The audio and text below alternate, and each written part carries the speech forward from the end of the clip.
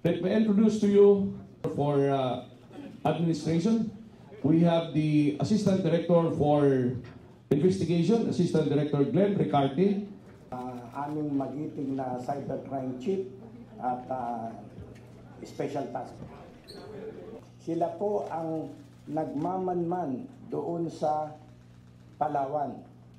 No? Naglagay po sila ng CCTV camera, a high-resolution solar-powered camera na nakapokus po sa ating dagat kung saan dumadaan yung mga barko natin papunta sa West Philippine Sea at bumabalik. So monitored po. Kaya napansin niyo po siguro, magdadala pa lang ng food supply ang ating mga barko, may nakaabang na dun. Monitored po tayo lahat. Kapag palipad lamang po nila ng drone. Configuration of the yung ating naval base, kitang-kita po dun sa drone nila. No? So of course, this information are very dangerous.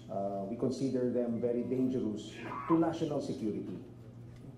Dahil of course, pagka napunta po ito sa ibang kamay, yung mga information na ito, this could be very dangerous for our personnel in the base and also those on board our ships.